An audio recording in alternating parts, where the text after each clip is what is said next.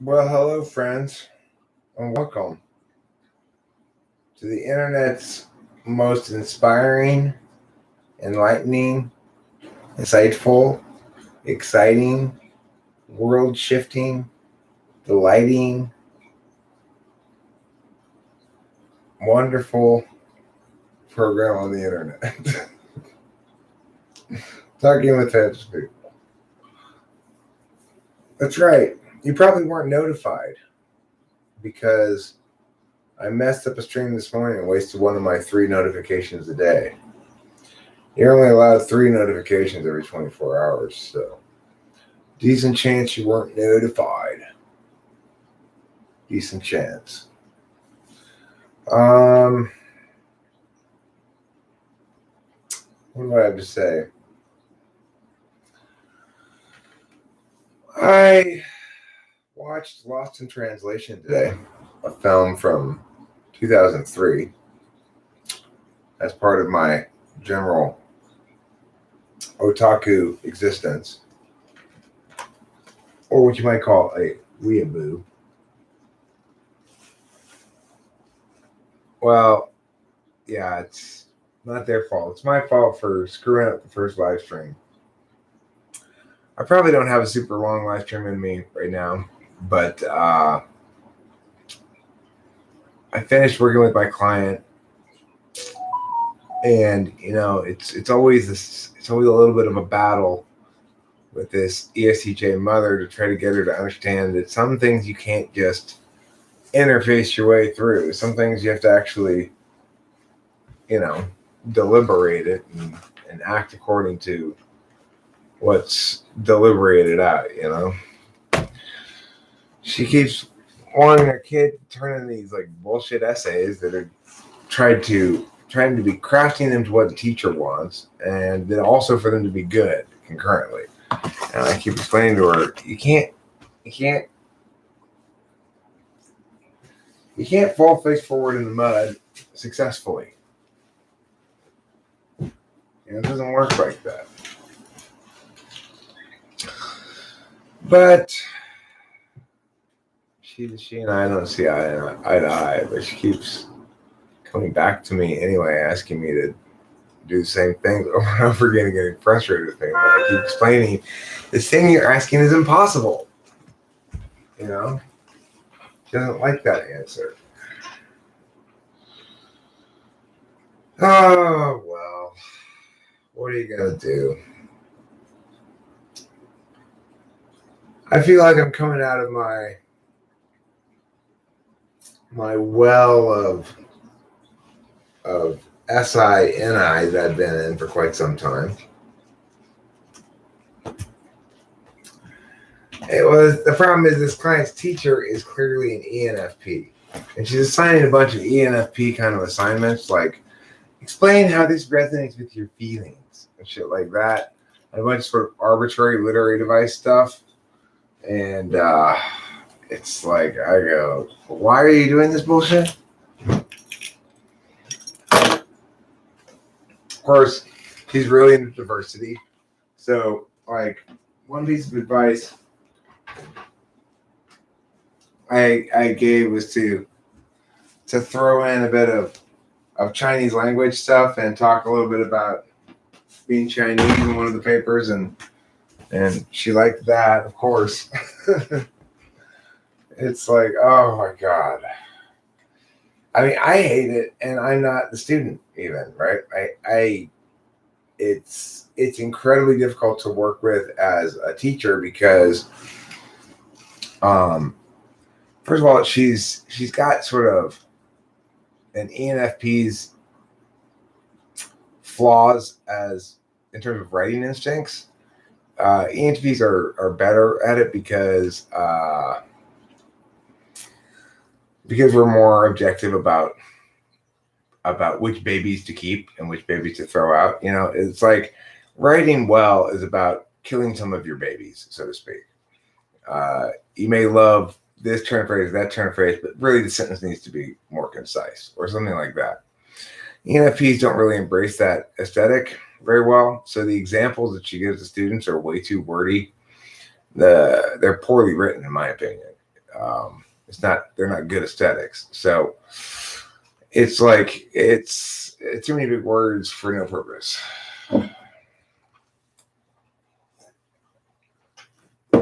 Too many clauses, too many phrases. Just yeah. Who wants to read that crap, you know? And of course, the problem with English class is you're telling students do these writing assignments.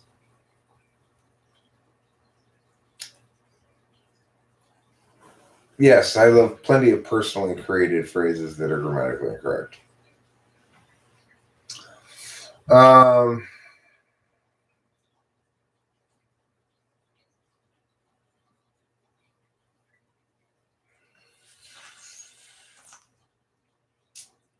So,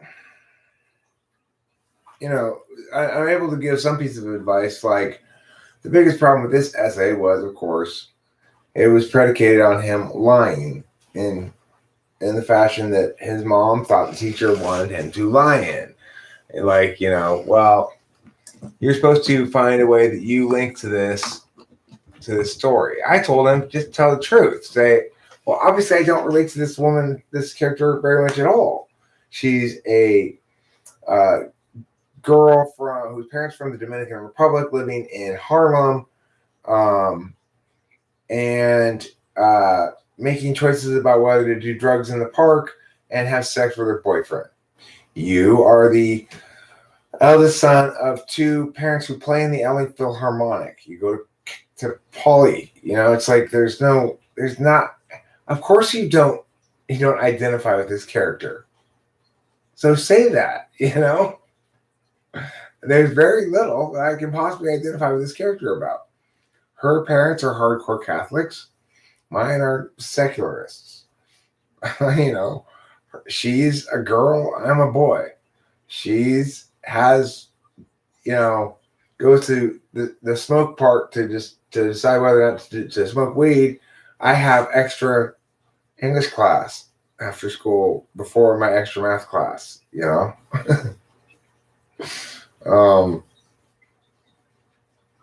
Her parents expect her not to get pregnant. My parents expect me to go to Harvard.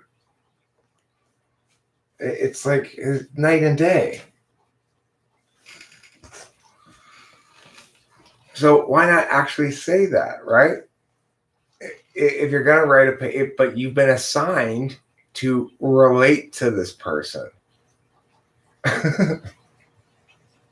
You know? So, of course, it's going to be this horrible, horrible thing. Like, when the character, and you're supposed to relate a specific event in your life that made you feel like she felt in the specific event in the story, right? It's just, of course, it's going to be terrible. Of course, it's going to be horrible. It's going to be a horrible, horrible piece of disaster. It's just a terrible assignment, you know? So he's making up some bullshit about how he had a speech impediment when he was a kid, and that was an obstacle he overcame. And he loves debate now because it helped him to overcome this obstacle. I said, that's not true. Nothing true about that. Well, I did have a speech impediment. Yeah. And is that why you love debate? Well, no. Why did you say it then? Well, because, I'm trying to bullshit like they want me to bullshit. My PDF on English is fairly straightforward, host Eric. I don't even know which PDF you're talking about. I'm sure I have. So I have a grammar book, It's pretty good. About sentence diagramming. So, well, what I told him was, if you insist on pandering, then at least pander a little bit better and say debate is to you as poetry is to the girl, because just as she is irrational and needs a form to express her feelings where they don't have to be justified to anybody, because she's feeling like this, or the world around her is constantly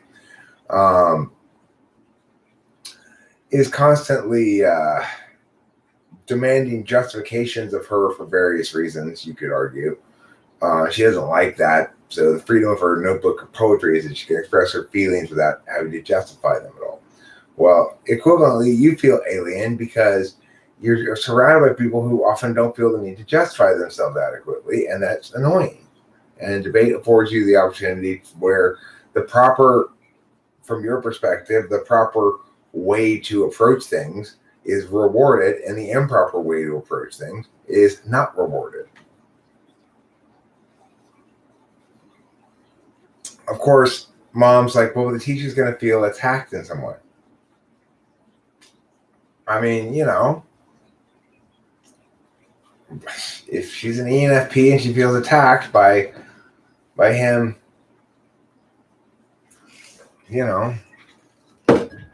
doing that, then I don't know what to say. It's like she's just too. There, as I tried to explain to the mom as well, do a good cost benefit analysis here. Why are you spending so much time worrying about this English class? Because he got a B in it. He got a B first semester. Oh my God. Can you believe it? A B? Unacceptable.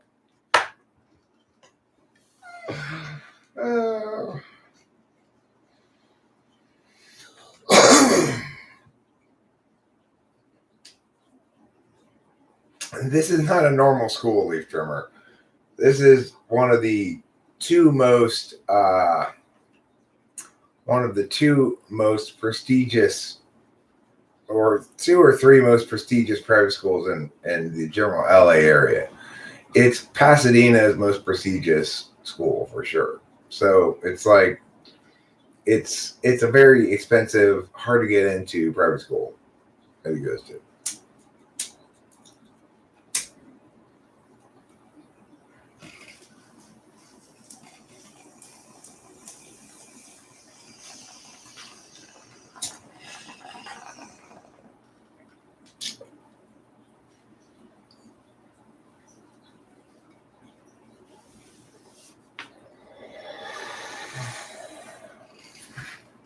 Men like gods, I'm with you. I'm a big believer in grammar. That teaching English should really be about teaching grammar. That teaching writing should be done through debate. Because the problem with most attempts to teach writing is they don't begin with the central premise that you're discursively trying to do something, right? If you're trying to do something, that means you're trying to either affirm or negate something, trying to make a case for something or whatever. The problem with writing assignments at school is the thing that they're asking the students to try to do is so artificial, and there's no way anybody who would ever want to read an English paper. No one wants to sit down and read a paper about how this character demonstrated this character trait in this situation and how you relate to it. Because, can you imagine who would ever want to read that? It would be just absolute torture. It's like hell. Grading papers forever is hell.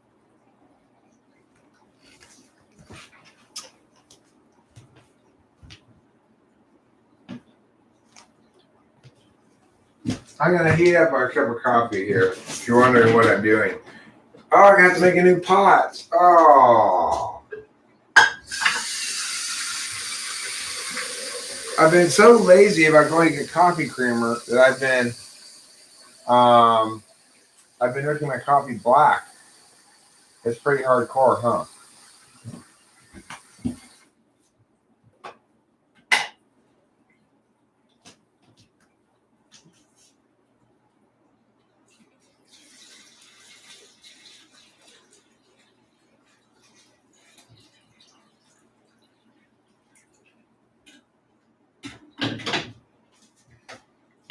Lost in Translation, if you haven't seen it, is a film about, Bill Murray plays a movie star who's going to Japan to make an advertisement for a brand of whiskey they're selling over there. And he has a sort of fling with Scarlett Johansson. 2003 Scarlett Johansson.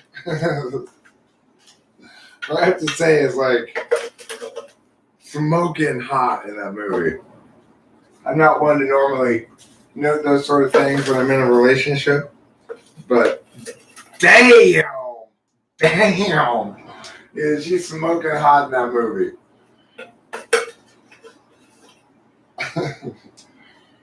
That's like, you know, she's a really good actress too. That's the weird thing. She's not just getting by on her looks. She's quite a good actress.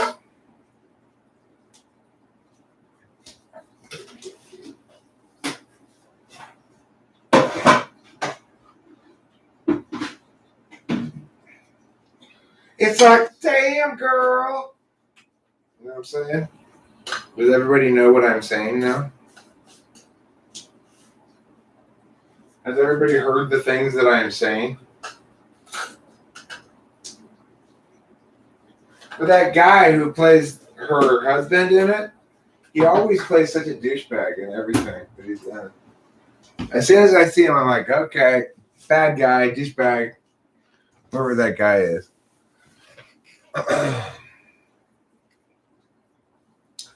Are you always wanted to be in a spelling bee?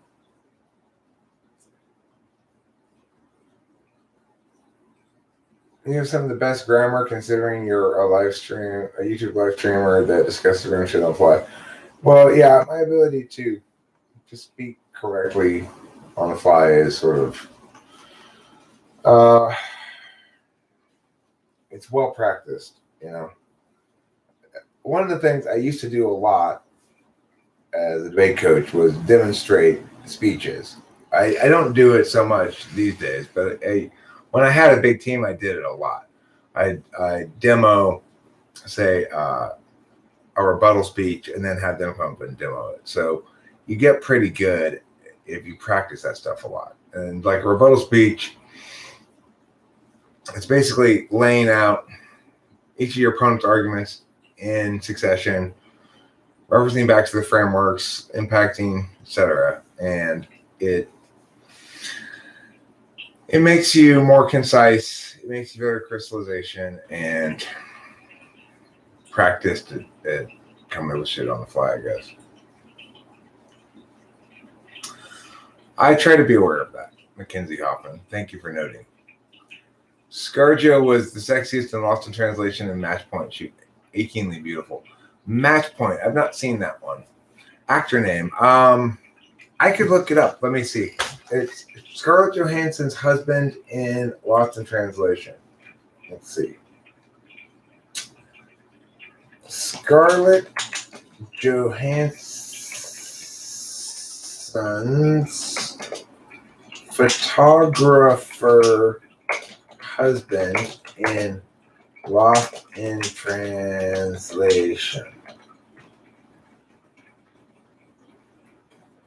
Let's see.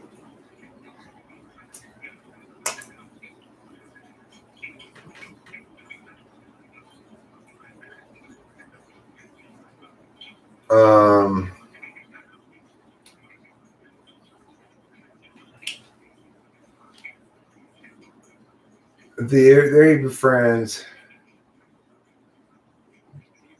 Giovanni Ribisi.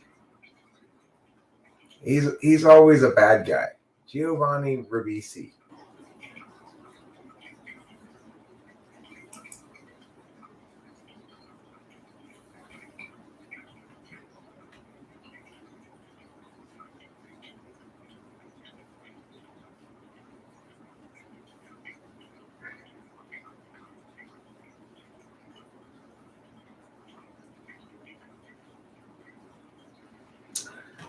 Well, the thing is, there's some terms I need to use a fair amount of times because I re-explain the same concept to many different people. And I'm willing to do that to a certain extent, and to a certain extent I get tired of it. But there are some terms that are just sort of built into talking about cognitive functions, for example. If you want to talk about expert intuition, there's going to be a best term for it, basically. Ideate is one of those. Adversarials, I've determined, is a good term because it expresses that somebody's being adversarial without making a claim that they're confrontational.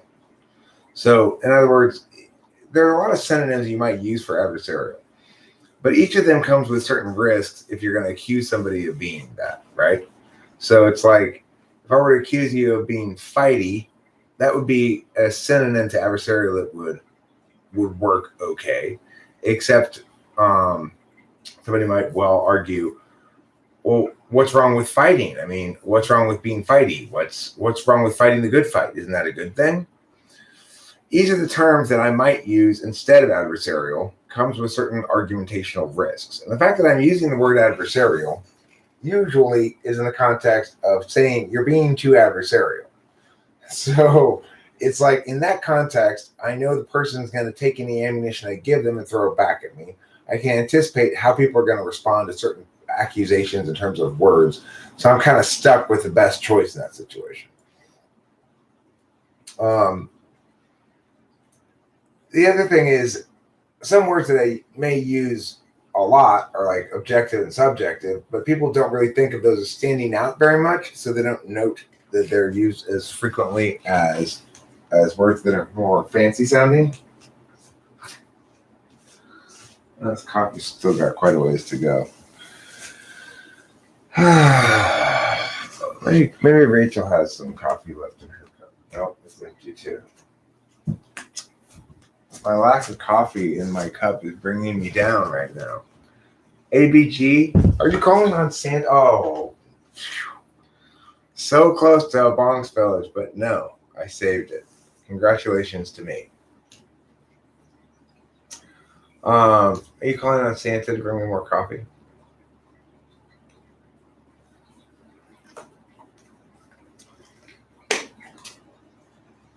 Are we talking about the hotness of Scarlett Johansson and when her final year of hotness was? Do all women have attached to them a final year of hotness, an expiration date?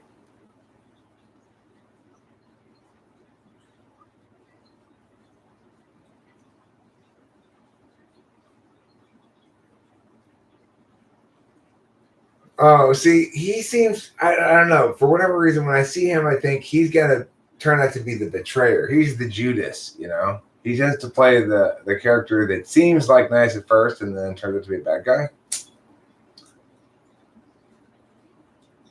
You're 26? Wow, that's rough. It's kind of harsh on women, don't you think? To say that they lose their hotness at 26. Hi, name. I like your name. Yeah, I see that. I like it.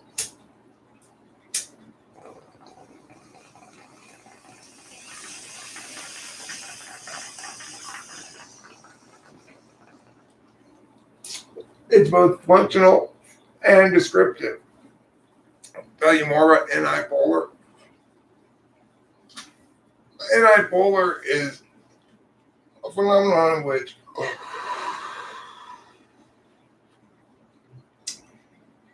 an executor, like an ESTJ, will always want to interface on a particular level.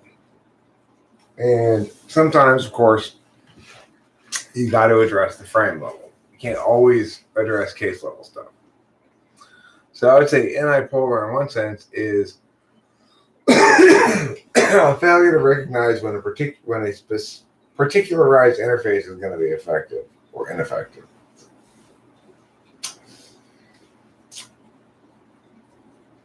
GILFs, I don't know a lot of GILFs, but Leaf Trimmer, you're gonna have him hit the wall at 24. Wow. There's a small window between legal and old hag. Now you're dropping it so it's not even legal. They're not even legal anymore.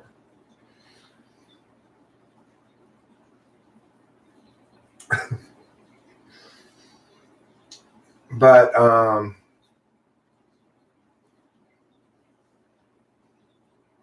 I mean, I gotta say, the movie Lost in Translation, it was hard for me to watch in a lot of spots because there's a lot of like FE cringy stuff. You know that blonde chick who always plays the dumb ESFP girl? I think she was in she was the main girl in like that bunny movie where she's a Playboy bunny who hits 27 and gets kicked out. I forget what it's called. I've seen Saving Private Ryan.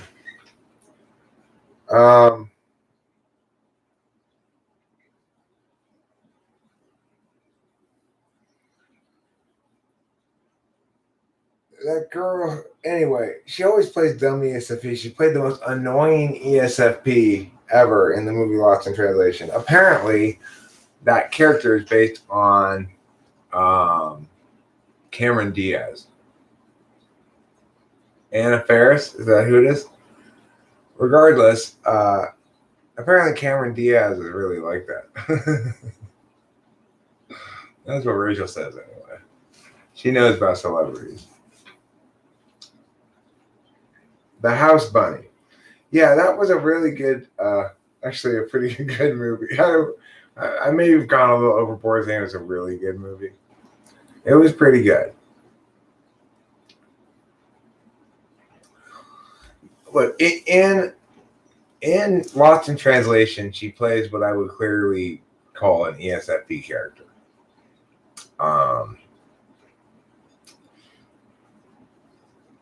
So can I recall a non-annoying ESFP character? Well, sure. But it's mostly from cartoons. In real life, like maybe Joey from Friends is a non-annoying ESFP, but he might be an ISFP. I don't know. Well, maybe Tom Brady is like a super realized ESFP. You know, we're talking about good ESFPs. Like I don't know, we weren't talking about ESFPs a second ago. Somehow it came up because I know how it came up. We're going to talk about Lost in Translation. Lost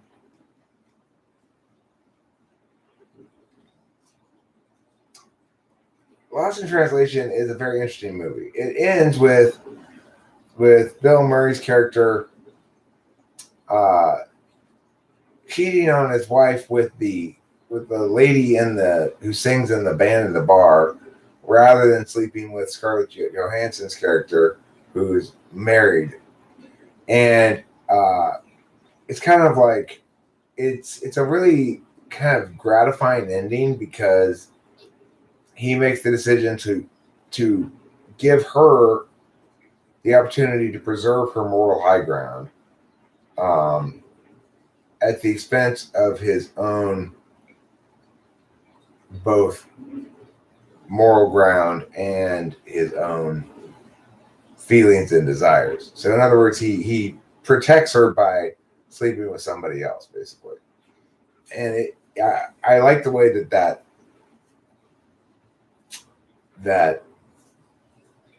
played out storyline wise. I thought that was interesting.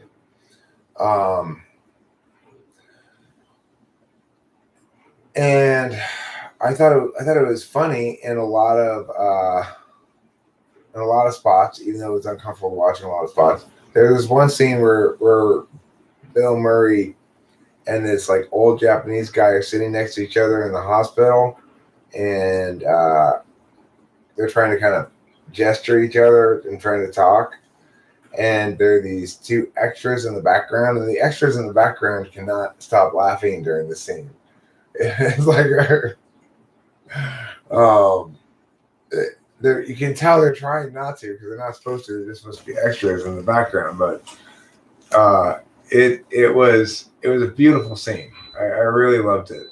You know, to see that kind of like the honesty of the extras, not who are like Japanese people who speak Japanese.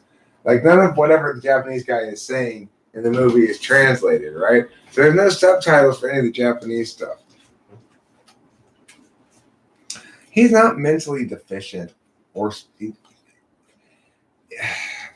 look, the thing is, it's just the reality of ESFPs in an environment that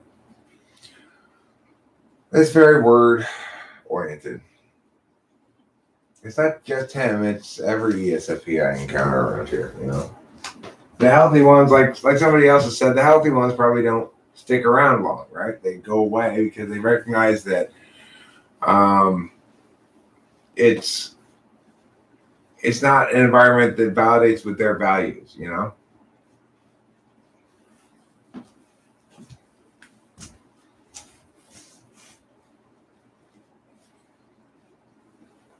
Whose vampire movie? Jim Jarmusch? I don't know who Jim Jarmusch is, but the name sounds very familiar. I don't want to have a lot of disdain for ESFPs. I mean, the thing is,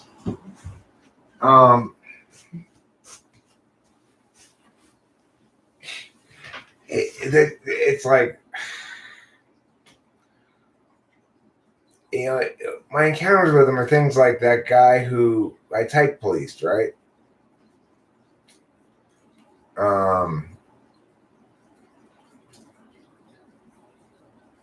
What's his name? Marty. He's not an INFJ. I say, oh, this guy's not an INFJ. And there's this kind of like freak out, you know? Or, you know, that guy, something deep. I forget what his name is. Prince, he's also called. You know, he convinces me to type him. I do, and then he freaks out about it. I just had a lot of experiences with him not interacting well with me.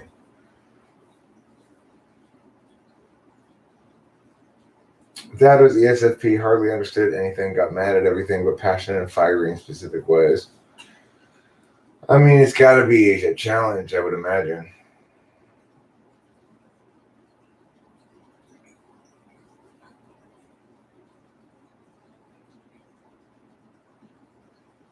It is an effective Ni PoLR not realizing how much they don't understand about a topic and continually asserting that they have knowledge that they don't know they don't have, if that makes sense. That's more a combination thing of Ni fourth and Ti PoLR. With Ni fourth unconstrained by Ti, you've got some of the weaker tendencies of the fourth slot maximized regarding the Ni by the fact that there's also not a seeking of any kind of Ti consistency. So they have neither holistic truths, they have a weakness towards holistic truths that don't withstand any scrutiny. Now, on some level, it's not the case that any holistic truth ultimately withstands scrutiny. In other words, if you parse holistic truths enough, they're going to break down at some point. It doesn't mean that. That doesn't mean that.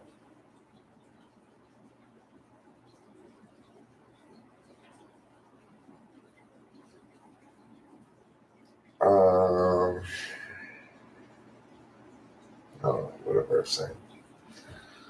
How do you get typed for free? You basically ask me at the right time. You know, they must be good at something, right? One thing ESFPs are good at is getting me to type them for free. It's weird. Usually they get into some sort of argument with me, and then I go, well, I'll type you right now. And they go, okay. And I go, you know, it's like Trump became president with that kind of shit. Everyone going, wait, how did he just convince me to? That's how Trump got to be president, with just that kind of ESFP magic, right? How is it that only ESFPs are able to convince me to type them for free? They're the only ones who care little enough about common sense to ask? That would seem to be the best answer. They don't care about FE. They don't care about logical consistency. Their TE is selfish. they're they're using their own feelings to make decisions, and their NI is shitty. Well, why do I say yes? Like I said, I don't know. That's a good question. In that regard, they seem to have my number, huh? They seem to have one over on me. Because it's like it's not the first time that some ESFP has convinced me to type them for free. It's weird. It's weird. The thing is, there has to be, though, of course, it's like, what would the world be if there weren't this foil for everybody? Everybody's got some kind of foil.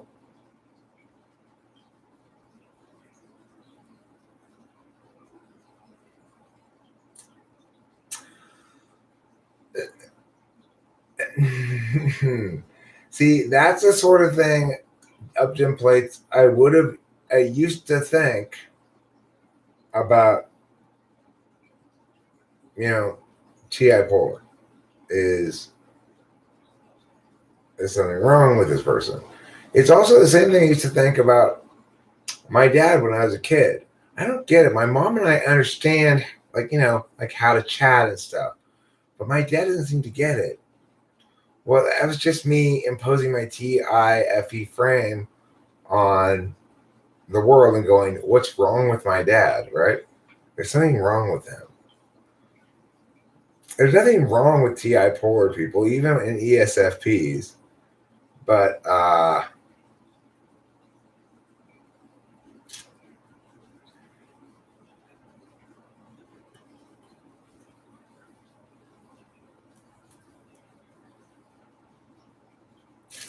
it's just, they aren't equipped with a set of tools that's particularly conducive to success in the contemporary world. There's a limited number of professions in which people can be successful with the strengths that they have and the weaknesses that they have. They get upset because the world's asking them all the time to justify things. They don't like to justify things.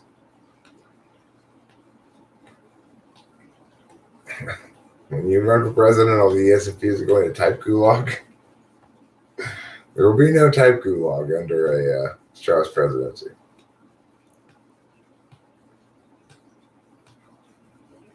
Everyone says that ESFPs aren't stupid, but discussions about them always end up talking about their intelligence. Well, that's true. Because we're trying to reconcile here. You see, that's the problem that we're dealing with. We're trying to reconcile a couple of facts. One, I would like cognitive functions, ideally. Personally, I would like, and I think it's a good idea, that cognitive functions be non-normative. In other words, I don't like aspects of Big Five and or IQ test or whatever that are normative. A better score on an IQ test is a higher score on an IQ test. Those two things are the same thing. That means an IQ test is normative. Obviously, more conscientiousness is better than less conscientiousness. That makes it normative, Big Five normative, right? So I don't like, one of the big advantages that cognitive functions has is it shows how for every strength area, people sacrifice attentionally some of the time and attention that they give otherwise to a different area, right? That there's an implicit attentional expense for every attentional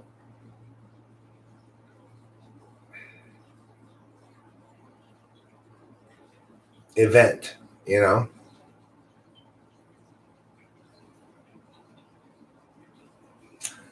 That ESFP kid you typed the other night I thought was going to jump through the screen at you. Right, he really didn't like the questions I was asking,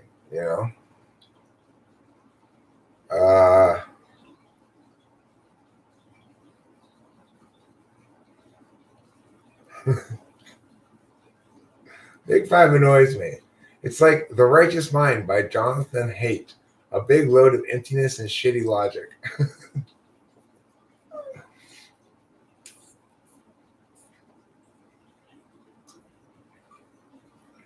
What about Raphael's TI compared to Rachel's TI? They're both TI third. Raphael's TI third? Raphael's not TI third.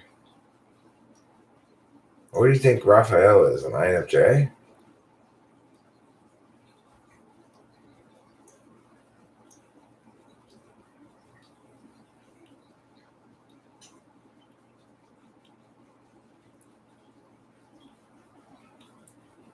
So Mackenzie, I think that's what you'd call weak NI. How quickly do you recognize? How quickly do you recognize patterns is an aspect of NI, right? So how much antagonism a person has to display before you're convinced that they are being antagonistic is going to be dependent on where your NI is. I could tell right away.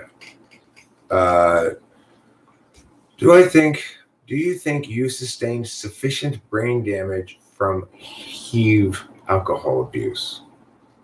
Sufficient for what purpose? Name.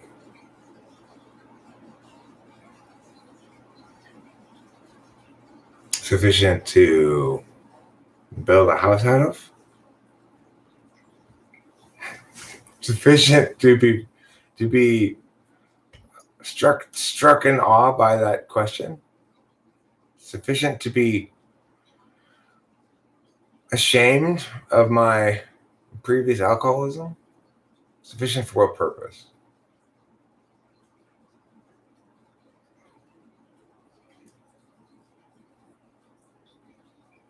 No, I don't find you being fighty at all, Mackenzie. I don't find your response right here fighty at all. What was the thing? Just a vibe. I mean, the thing is, it's like there's also a lot of SI involved for me. So I've got a lot of examples from the past experience of typing people and encountering this kind of shit, you know? Even both TI PoLR, do you think ENFP's TI is a little better than ESFP's TI? Yeah, I think they can sort of learn the TE a bit better. I tried both Whippets and Ether, but those damn brain cells keep working. What do I do? How do I make the voices stop?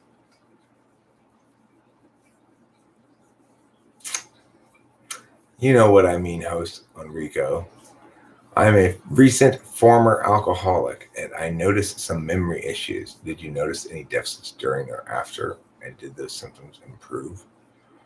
I mean, I had memory issues when I was drinking because I'd get drunk and forget stuff. No, I haven't experienced any memory issues since I quit drinking. And the sort of tendency to get distracted midstream of thought and sidetracked on another stream of thought is something I've noted in even young ENTPs working with them. So I feel pretty good about my mental state, actually.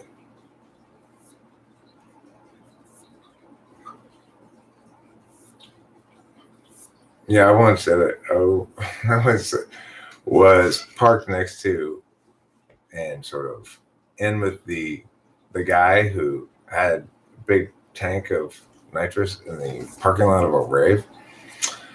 And I nitrous myself, so I fell over in the parking lot. Okay, maybe that's enough nitrous. You gotta be careful with that stuff. Dangerous.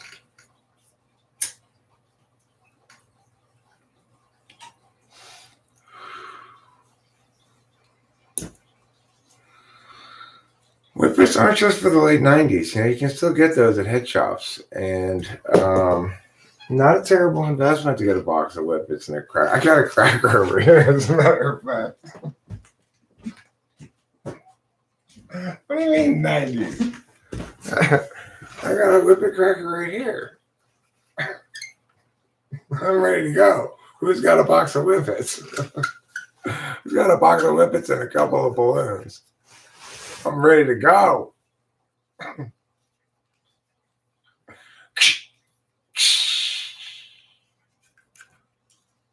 Let it cool down a second. Otherwise, you're going to tear the balloon.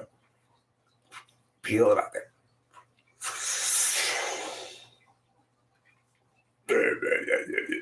Get your low voice on.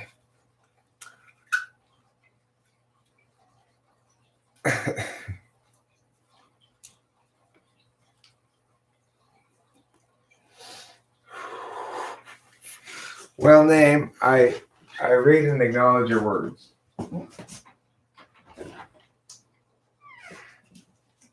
You'll have to excuse my skepticism. There are some people who like to pretend to be something other than they are around here. Or we encounter them occasionally, here and there, every now and again, you might say. So it does tend to lead to a general skepticism. Arr. A general skepticism of land lovers.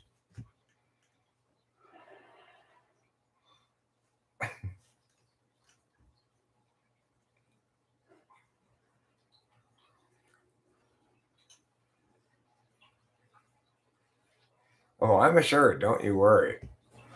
I am well assured at this point. I am very reassured now.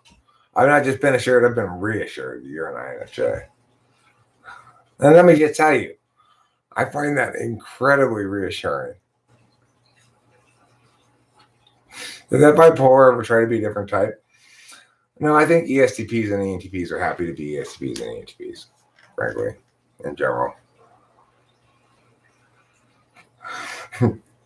My bad for going weak sauce there, men like gods.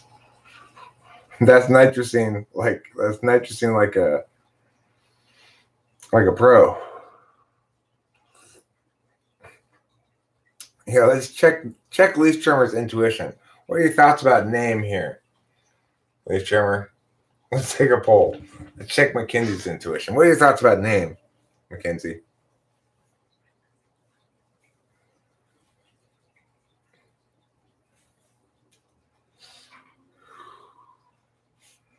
The aluminum threads always drift on you, so you had to invest in a whipped cream dispenser. That's good thinking. I like that. What if FI Polar doesn't know they're FI Polar and tries to be FI Polar? That's trippy. Is that your instinct? That's the instinct there, men like gods? Yeah, that's... I don't know who name is exactly, but my instinct is that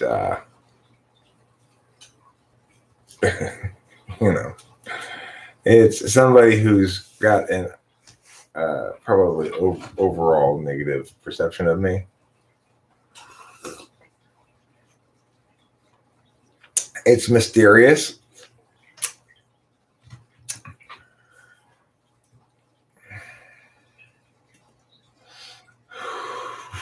Don't trust her. She's promiscuous. Who are you talking about?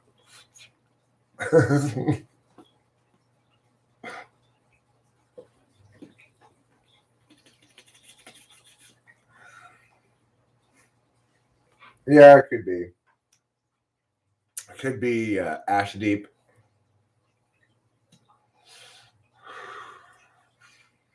It's hard to say who exactly comes back. I've had plenty of people who have what I would consider an unhealthy attachment to shitting on Eric.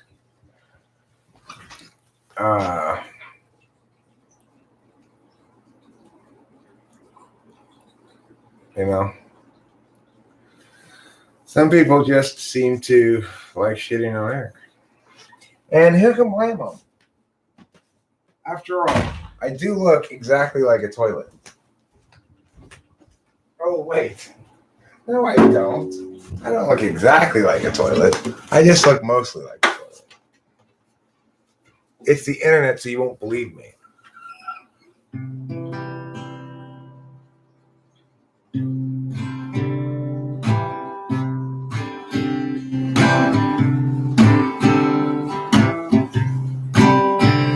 It's the internet, so you won't believe me.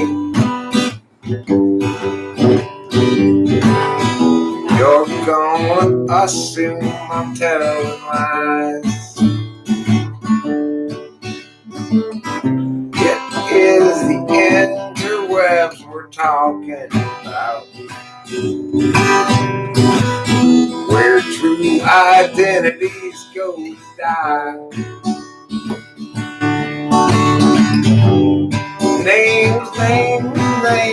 Naming him was the North field he underwent a long time ago.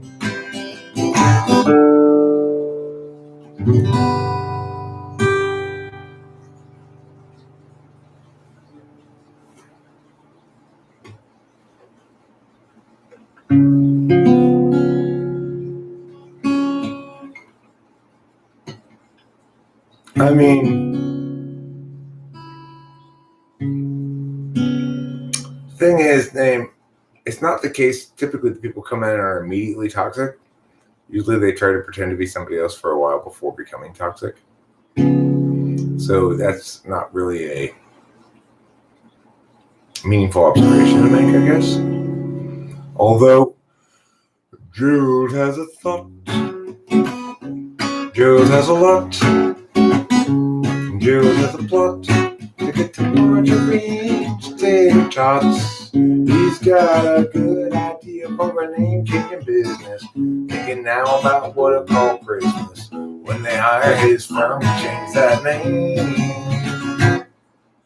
Jude always thought that there'd be chance enough to return to the work, but after rough, he'd get back to it eventually. The visions piled up, and his plans would interrupt, although work started off so hopefully. Or am I back on business? That making factless to listless. Somehow all the people will shout his name. But Gerald knows he understands ever more clearly now. He won't provide explanation regarding the why or how. He'll see you and know you from inside your heart. Exciting, delighting, Gerald plays his part. But Gerald still knew too much to do. He dropped the time in the underview. Too much to rebut. So where now and what? Too much time spent thinking was you. With you. Gerald has a lot. Gerald has a thought. Gerald has a plot to get to Marjorie's tasty spots. He's got a good idea for a name-changing business. Thinking now about what to call Christmas when they hire his firm to change that name. Gerald has a thought.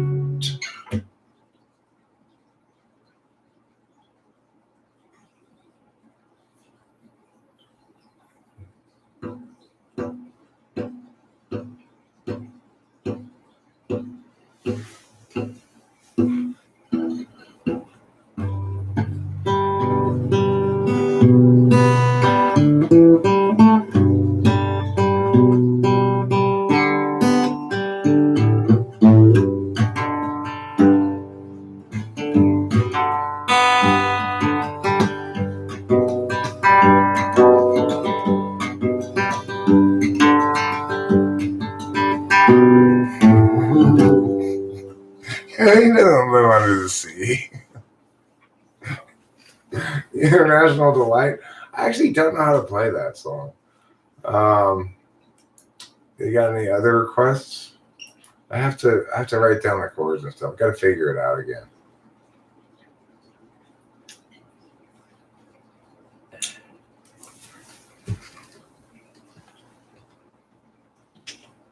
is a good song. I like that song.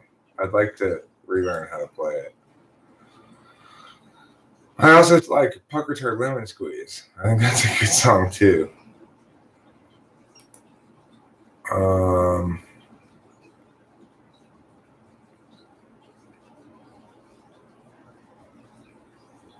The Road Tripper? Okay. I think I know what song you're talking about.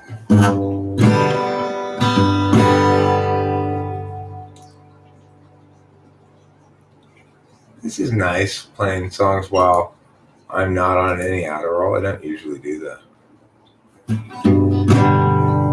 The Sammy has a story that need be told. This is a song for an open road, and such a thing must always do its job.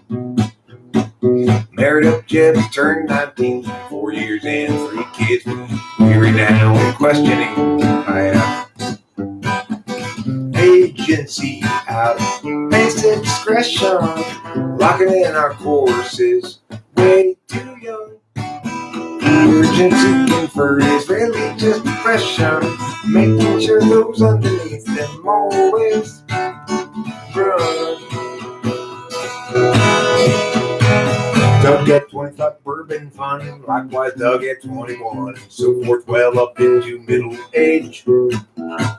Once it seemed to set him free, became his whole identity, not about another drunken rage. Agency out, basic discretion, locking in our courses, way too young. Urgency conferred is really just depression. They'll offer you incentives, but they haven't got a thing that's fun. Everybody's panicked about the kids. I'll come up with extra Dexedrine. Mathematics to produce success, or impose more unjust duress. Agency out, basic discretion, locked in our courses, way too young. Agency conferred is really just depression. They'll offer you incentives, but they haven't got a thing that's fun. Without consent, it's really just depression. By parasites surviving on their wages earned by lying, while they feed their fear of dying. Yeah, they feed upon the futures of the young.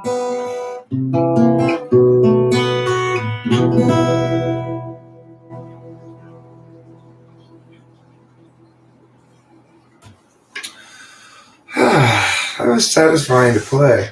I feel happy to have played that song. Makes me feel happy in my heart. I feel emotions. I feel the emotion of happiness in my heart. It's a friendly emotion called happiness in my heart. When you are feeling sad and kind of dark and bad, that's when you need some happiness in your heart. Yeah, yeah.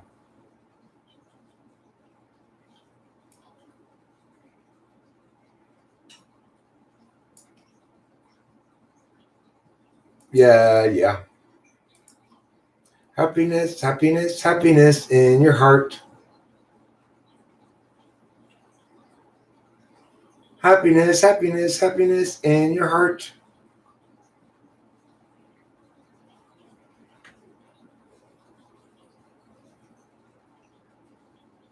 Yep, happiness, happiness, happiness in your heart. Okay, here we go. I'm going to play this song now. This is not about happiness in your heart. Just brooding here won't do any good, but brooding's more and more my style. I seek the cheery ways of standing where we stood, 'cause I've been stuck here a while. That's despite a natural selfishness that makes it easy to have fun. But flutters in the gut become a fist, and all my visions come undone. I tried to stream, distract, and dream the afternoon away, but heavy new realities are breaking every day, and for a bit I am out of it. Reasons still unsaid, still I need expected rate. Words inside my head. Seems like everybody's so sensitive, so ready to just get mad. I seek the simple ways of living like a kid, 'cause who wants to be the dad? Have we lost our sense of scope and scale, our capacity to laugh, the sense to know when not to wail, and how to tip the golden calf? Tried to stream, distract, and dream the afternoon away, but heavy new realities bear down on every day, and for a bit I am out of it. For reasons still unsaid, still I need expectorate. Words inside my head. So I'm sad, so sad for me, sad for her. Happily, and when you call sorrow, I go home. Lose that same fear down to the bone. Still I'm sad, so sad for me, sad for her. Happily, and when you call sorrow, I go home. Lose that same fear down to the bone. I kind of messed up the end a little bit. All right, well, I'll tell you, if I ever become successful at music, you guys will be my heroes, because you're the people who stick around and listen to me practice these songs. So thank you. I appreciate it. Have a pleasant evening.